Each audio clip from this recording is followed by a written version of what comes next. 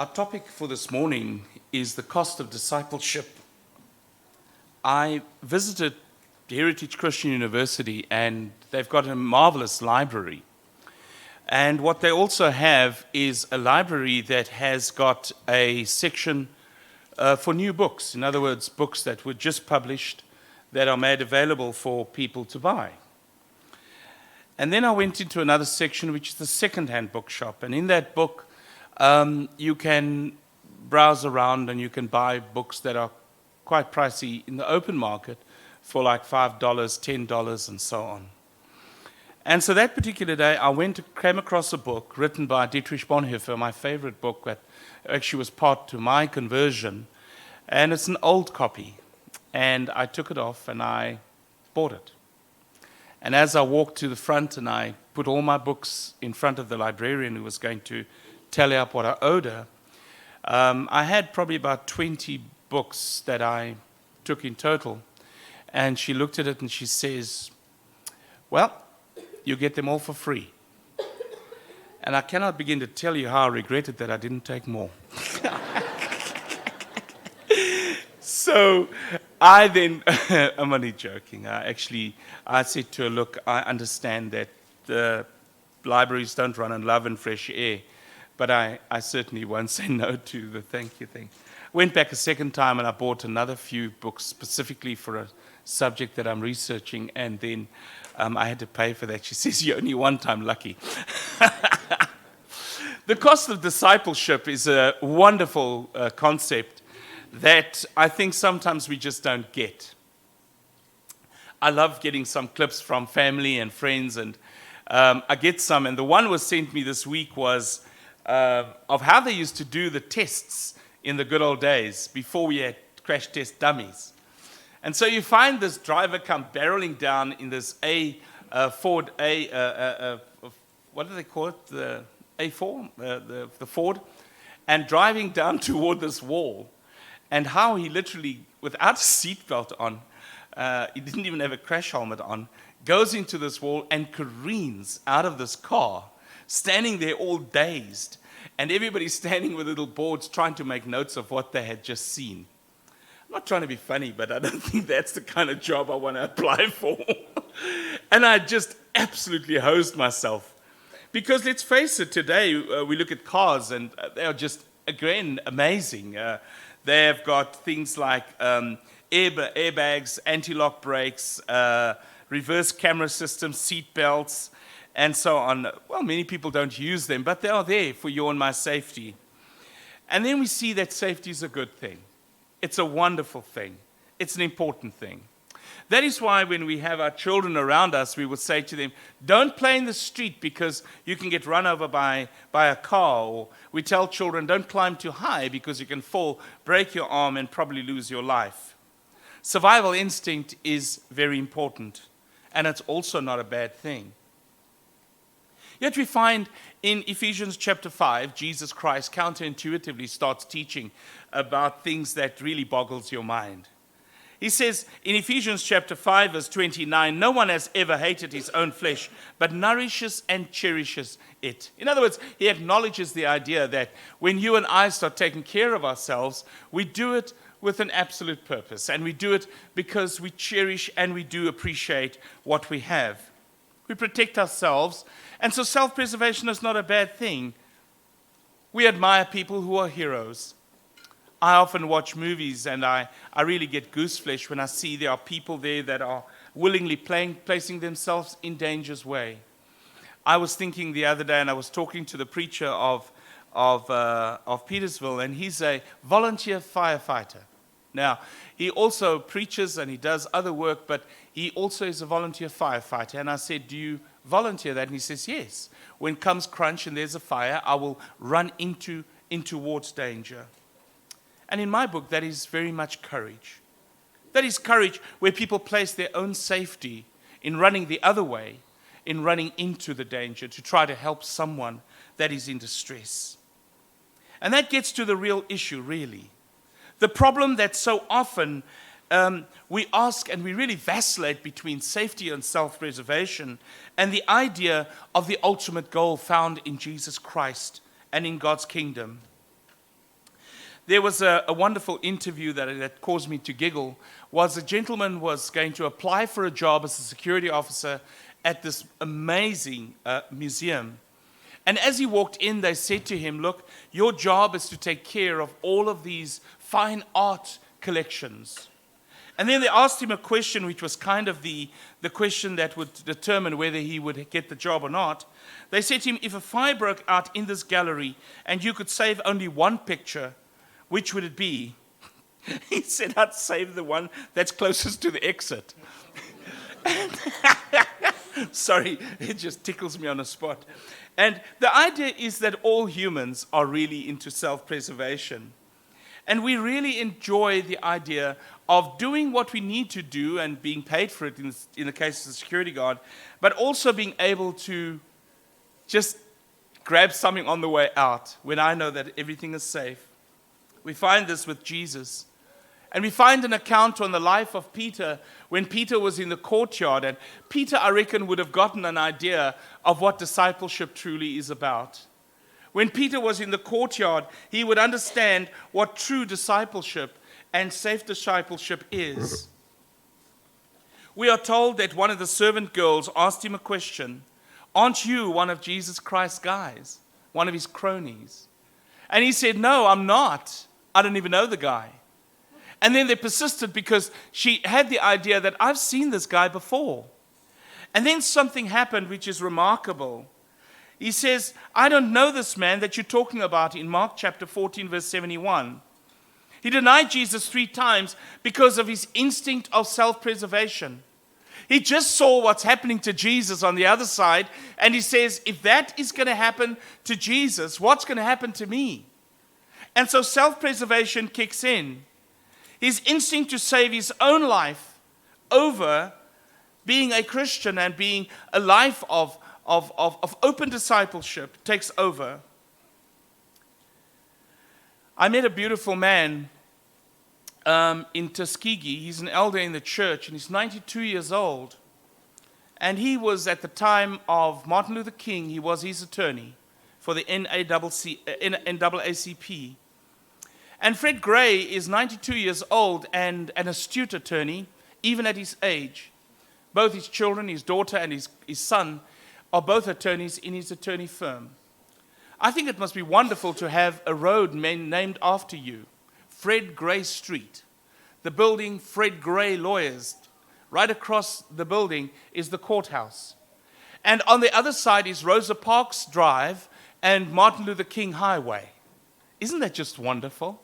He represented 2 of these wonderful historical figures in his life. And while we were chatting, I said to him, Fred, tell me now, how was your life during that time? And he said to me, well, it was a lot of self-sacrifice. He says, I've always lived with one principle in life: God comes first. And his will for my life comes first. All the resources that I have is his to use as he wills for his kingdom, not just some of the time, but all of the time. The second thing he says is that my clientele that I will advise, I will walk away from anyone who is a criminal, and I refuse to represent them because I will not lie on behalf of anyone. Third person, he says, the third decision I will make, he says, is that I gather around me people of like mind to solve problems of like interest, to make sure that God's will not only stays with me, but also cracks out to everyone around me. I had a few other questions to ask him about Reverend Abernathy and a few other people that were in his time. But one of the things I asked him, I said to him, what do you dream about now that you'd like to overcome? And he very quiet and very dryly said to me, I'm 92. He says, I'm kind of focused on living at the moment. And that's cool. But there was a time when in his life now, he says that I have lived for Jesus Christ all my life. He got the Presidential Award in July of 2022 as the man who had contributed to the history and the formation of a country. We sat and we spoke for about an hour and a half, and what a delightful man. And we started probing into things that probably now only historians are uncovering during that period. And some of it, he said, I'd rather not comment on that. We spoke about very dark times in the history of man. There was a syphilis study done, and you are welcome to read it on the internet. And I bought some books off him, and I said to him, I'd like to read them for myself. There were some primary documents that I said, I would have loved to have read that. And as I looked into his office, he says, just take a look here. And he showed me all those documents lying in his office. He said, these still need to be filed, and they'll probably go into an archive sometime. What a marvelous time to talk to a man. But someone said many, many years ago in a Western and said, when it comes to living a little longer, every man has some wolf in him. And sometimes we always have the idea that we need to give up. We need to sometimes say, no, this is as far as I go. The risks are too great. You see, when we look at what Jesus Christ says in Mark chapter 15, verse 30, he says, save yourself. Well, the man said to Jesus, and come down from the cross. I would imagine it would have been a strong temptation of Jesus to say, look, in this instance, I think self-preservation is quite in order. But Jesus didn't do that. He was willing to go all the way to lay down his life because he understood that there was a price to be paid. He understood that the price was going to be his life. He understood the words of prophecy talking about him being the scapegoat.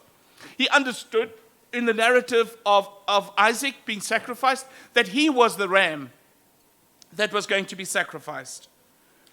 You see, Jesus Christ did the hard things at the right time. In Mark chapter 8 through to 10, it's not a battle against a battle against the Pharisees, but a battle against the crowds who were clamoring for more miracles. You see, and that is what the problem is fundamentally with the religious world today. We want more miracles, we want more self-gratification and self-aggrandizement, rather than saying that there is a cause greater than ourselves that is over and beyond the idea of self-preservation, but a preservation of a kingdom and an expansion of a kingdom that is all-encompassing of human life, so that at the end of the day we can stand before a holy God when all of these things in this world is gone, and we can say to ourselves, Father, thank you that today we stand in your presence. Thank you that your Son went all the way for us. And Father, thank you that those who have been great examples to us, that we can say, we are home. Mark wants us to see in this section that Messiahship has a price. You see, the kings of this world plays it safe.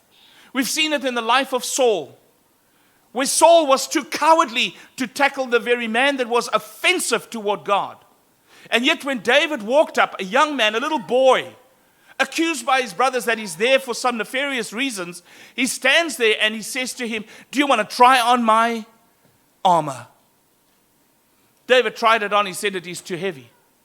But I'll take the stuff that God has trained me to do. He says, give me my sling, give me 5 stones, and I'll deal with this criminal that thinks that he can stand before a holy God and his people and taunt God.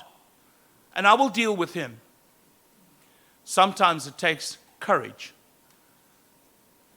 Mark chapter 8, verse 21, Jesus went on with his disciples to the village of Caesarea Philippi. And on the way, he asked his disciples, who do people say that I am? And they told him, John the Baptist. And others said, Elijah. And others, one of the prophets. And he asked them, but who do you say that I am? Peter answered, you are the Christ. And that is the fundamental question which you and I have to answer. Before you are baptized into Christ, we ask you, who do you say Jesus Christ is? And you will say, he is the Christ, the Son of the living God. He is the Mashiach. He is the anointed one. He is the one that is sent by God to save this world.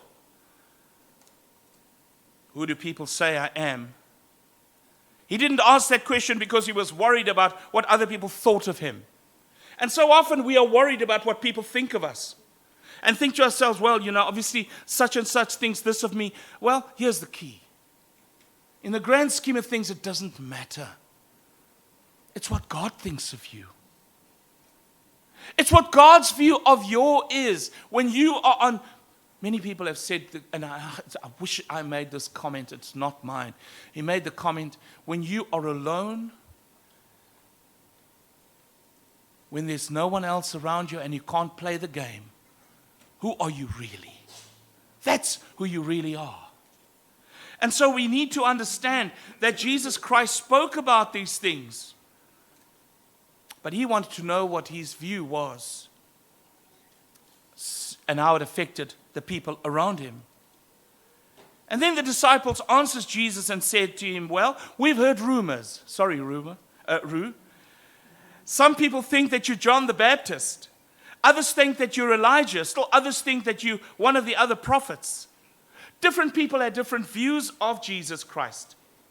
And it was very interesting that he says that none of the guesses were bad. But Jesus says, they were all great men. But who do you say I am? Because every single individual must come to the conclusion about who Jesus is. Don't tell me what other people think Jesus is saying. He says, you tell me what you think. Tell me your view, your educated view, your considered view of who I am. They've been with Jesus for 3 years. They've seen his miracles. They've heard his teachings. They've seen how he lived his life. Peter, on behalf of everybody, says, you are the Christ, the Son of the living God. Peter's the first person to express his allegiance to Jesus and recognizing who he is. The word Christ is a title, it's not a name. It's a title when you speak about Jesus Christ. Jesus is his name. Christ is his title. It's like President Ramaphosa. Ramaphosa is his name, but President is his title. While the Greek word is Christ, the Hebrew word is Mashiach. And the idea here is you are the anointed one. Throughout the Old Testament, there are 3 groups of men who played a pronounced role within God's economy: prophets, priests, and kings. All 3 of these roles were combined in Jesus Christ. As a prophet, he brings God's message, unadulterated and unspoiled. As our priest, he obtains forgiveness for us through sacrifice that he offers on our behalf. As a king, he has all authority and all power. And so Jesus Christ, Peter says, Jesus, we know that who you are. You are the Christ. You are the Messiah. You are the anointed one that the prophets looked forward to in the Tanakh. And we've been waiting for you for centuries. The entire focus of this passage is beautiful. Because even Mark writes an incredible view on this incredible story. He speaks in the first chapters and he asks the question, who is this man? And the answer comes through loud and clear in chapter 8. He says, Jesus Christ is the Messiah. And then he says, now that you know who I am, what does that mean? At this point, Mark was concentrating the words on the miracles of Jesus Christ. Now his attention turns to the cross. As soon as Peter's great confession is made, you might expect Jesus to congratulate him and say, well done, great stuff. You finally got it. You guys did not mess it up this time. Let's throw a party and celebrate. But no, Jesus Christ says to them, let me tell you what the implications of that is. In verse 31, he began to teach them that the Son of Man must suffer many things and be rejected by the elders and the chief priests and the scribes and be killed. And after 3 days, he would rise again. I want you to look at part of that text in the last part where he says, and he said this plainly. You see, Jesus Christ never hides things in fine print. He's not somebody who plays with smoke and mirrors and says, let me tell you the good side about God's blessings and all this kind of stuff. He says, no, I want to tell you what it costs. I've often heard people say that God gives us these things for free.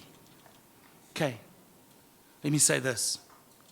It cost him his life. So don't you dare minimize what God has given to us. You see, he makes it clear, and he says 4 things that must happen. He says the Messiah must suffer many things. The Messiah must be rejected by the Jewish leaders. The Messiah must be killed. The Messiah must rise again on the 3rd day. And Jesus Christ says, I'm going to tell you these things plainly, that you will understand. I'm not telling you in parables anymore. We're way past storytelling now. We are way past trying to tell you little stories that makes you feel good and make you guess what it is. He says, I want to tell you plainly. I want you to understand the reality of what I'm going to be facing. And here again in verse 32, he said it plainly. But look what happens. An interesting dynamic kicks in when Peter took him aside and began to rebuke him. Mark chapter 8, verse 32. The word for rebuke is a sharp word. It's used 8 times in the Gospel of Mark. 3 times it's used of Jesus rebuking the demons. It's used of Jesus rebuking the winds and calming the storm. And so in this very strong word that describes Peter's response to Jesus, Peter takes Jesus aside. And look how nice he is to Jesus so as not to embarrass him. And says to him, by the way, I'm going to set you straight. I'm going to sort your mind out because you are thinking incorrectly about this concept of being the Messiah. I must be dead honest with you, I'd be very nervous to do that. But he often does what you and I think. John chapter 12, he says, we have heard from the law that Christ remains forever. How can you say that the Son of Man be lifted up? And he starts to challenge him because his theology has now been confounded. His expectations are different to what Jesus Christ says the expectations are going to be. Again, he never hides things in fine print. He never goes with smoke and mirrors. He never, ever goes behind the scenes and tries to lobby support. He said, I want you to know, and I want you to listen, and I want you to see so that you can understand it for what it is. Jesus Christ. And I must be dead honest with you, the more I learn to know about him and know who he is, I'd be very nervous to confront Jesus in a way that in any way would alter his agenda. But he rebuked Peter in return. He said, Peter, in Mark chapter 8, verse 33, but turning and seeing his disciples, he rebuked Peter and said, get behind me, Satan, for you are not setting your mind on the things of God, but on the things of man. You see, let me say this to you very quickly. Satan has always been there to undermine the purposes and intentions of God. Speel jy lekker.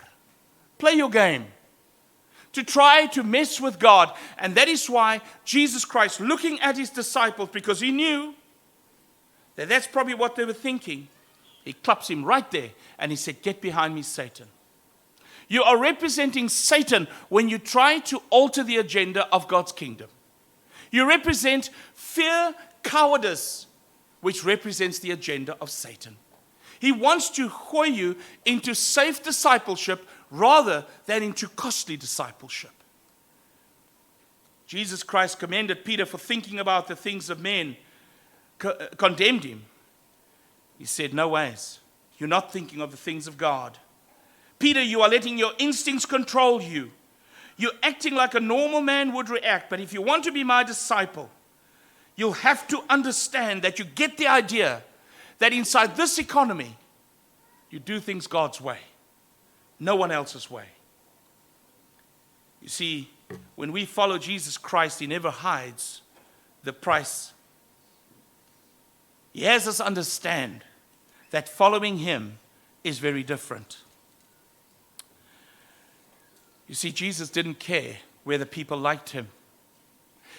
Jesus never cared whether he offended some of the people that would like him to soften the message. And that is why Jesus Christ understood that a humiliated, abused, and crucified Messiah required disciples who are willing to be like him. To say, we'll do whatever it takes. You see, Jesus Christ was saying, if you admit that I'm the Messiah, then there's a few things you need to know about what it means. And calling the crowd to him with his disciples, he said to them, if anyone would come after me, let him deny himself, take up his cross and follow me. For whoever would save his life will lose it, but whoever loses his life for my sake and the gospel will save it.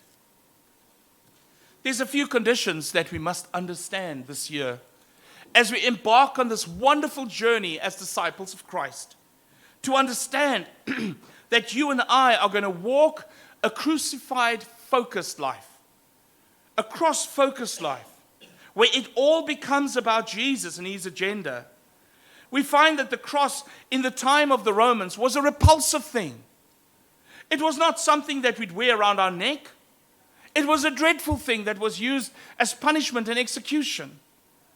But Jesus Christ counterintuitively introduces this picture of being crucified for Christ. And he said, you want to follow me? You will learn to crucify yourself. Because Christianity is one that surrenders his life to God voluntarily. The Roman orator Cicero once said, the very word cross should be removed not only from the person of the Roman citizen, but from his thoughts, his eyes, and his ears. We spoke about Philippian church that wanted to be Romans. Christian says, that will never be erased from my life. And daily I will take up my cross and I will follow Jesus, no matter how tough it is. No matter how hard it is, even if I've got to crawl with my cross on my shoulders, I will follow him. I want you to imagine putting an electric chair or a gallows around your neck and wearing it as a trimming. Let me say the following. Let's look at Moses in the burning bush. The wise men got a star in the sky, but the followers of Christ gets a cross. You know, brethren, we are willing to pay the price.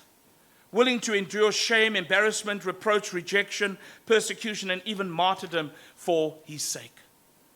You want to lie about a Christian and his integrity and his will and his walk with God? Go ahead. You want to come and shame him and so on or her? Go ahead. God knows the truth. And at the final analysis, that is all that matters. That's all that matters. One obviously worries about the extent, about suffering and persecution.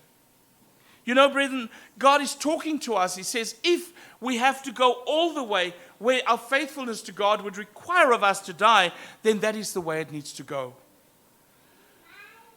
You know, brethren, when it comes to surrendering our resources to God and saying, Lord, I place it on your altar. You use it for your kingdom. Because Jesus Christ did say, and he said that to us in Matthew chapter 6, verse 33. He said, seek first the kingdom of God and all his righteousness, and everything else will be added unto you. It was Elijah when he spoke to the widow at Zarephath. And she only had enough flour and enough oil to make something for her and her child to eat, and then to die.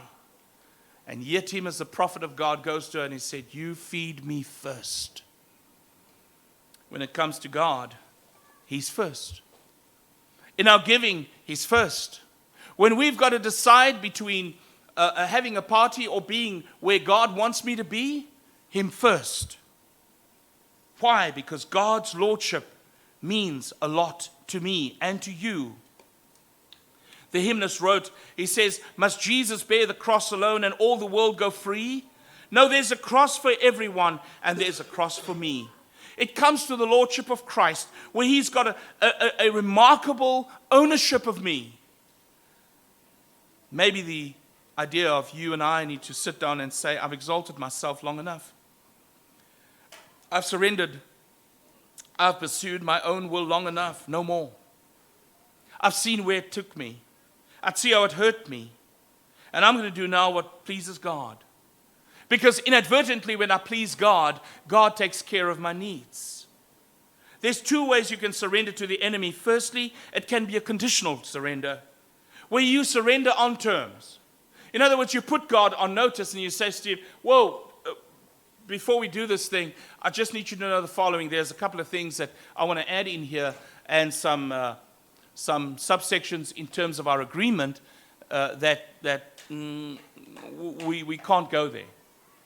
And the other one is unconditional surrender. When I was over there with my children, I love history. And I spent time with Ruan, and he's also an avid history buff. And as we were driving through America, and I love this country for what it does, it preserves its history. There's a thing called the Natchez Trail, I think it is, which is a long road which so many carriages used to travel between towns. But there was a part of history that they spoke to me about, and I met also with a historian, and he spoke to me and he said, I want to tell you about the Civil War and the battle for Fort Donelson. I said to him, really, what was that all about? And this brother that is a teacher at the university also heads a massive NGO which helps underprivileged people and people that have got mental illnesses. And he says the following, he says, General Ulysses S. Grant approached this Fort Donelson, and he spoke to the commanding officer and said to him, you need to surrender. And this clown sent a message back to him. He says, I will only surrender to you, General Grant, under certain terms. And his reply was, no terms except an unconditional surrender will be accepted. You see, I think there are times when we think that we are king of our castle, king of our fort in this case. But he said that you want to surrender on your terms, it's not going to happen. You see, sometimes when we want to surrender to God, it's on our terms. But the response from Jesus is a profound and all-encompassing no. No terms except the unconditional surrender will be accepted. I make no guarantee that your life is going to be easier. In fact, that might get worse. You may have financial problems, you may have health problems. People may not like you, and they may even try to hurt you. I make no promises of that, but that's the cost of being my disciple. There's a beautiful song that I love so much, which says, all to Jesus I surrender. All to him I freely give. I will ever love and trust him. In the Savior daily live. And you see, that kind of song which comes through our hearts tells us that we give God everything. And when you give God everything, look what he gives back in return. God always honors the care of his children. Let him deny himself, take up his cross and follow me. I heard a wonderful story, and I'm going to close with a story. In the Bavarian Alps, there's a mountain that is climbed by amateurs. And the man who runs it once said, my halfway house is not a happy place, and my job is not a happy job. And up the Bavarian Alps, there's this halfway house where climbers could arrive and they could take a breath. He explained it like this. A great crowd of people will enthusiastically start to climb the mountain. Most of their enthusiasm has vanished by the time they reach my halfway house. There are windows on one side that looks out across the world below, and the climbers all rush to it with expressions of delight and rave about the beauty of the view.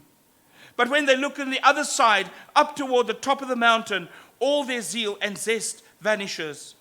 They look at the big fireplace and its roaring fire with comfortable chairs, and at the refreshment counter with hot coffee and sandwiches, and decide that they have climbed far enough.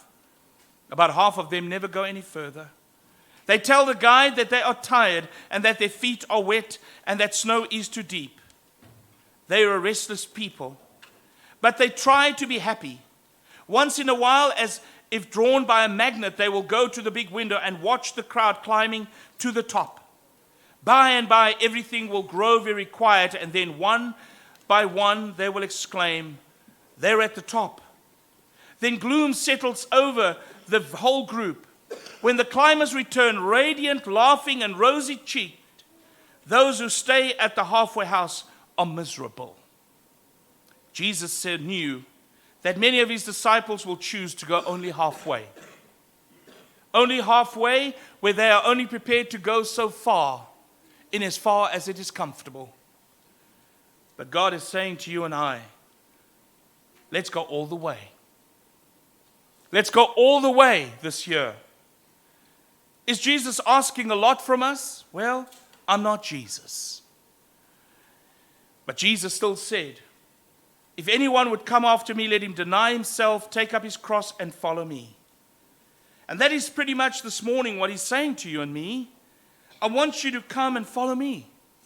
I want you to walk with me. I want you to conquer your greatest fear. I want you to move out of the greatest discomfort of your wanting to settle down, take off your shoes, kick back, and say, I've done my bit. I sat with a man that was 101 years old, and he's an elder in a little church called Cathy's Creek. This is a man that wears his Sunday dungarees to come to worship. He said, I'm not done yet. I sat with a man called Poppy great elder, man of 95, and we spoke about his walk with God. He says, I'm not done yet. Are you done? Many of us have not even started. But maybe today this lesson will help you see that all that lies ahead of us is an excitement of new adventures and new vistas, and also discovering just how much you can take. And so today I ask that we stand up and sing a song, and that we just invite God the ownership that is His right over our lives. He shed the blood, we belong to Him, and to Him we surrender everything. Let's stand and close with a song.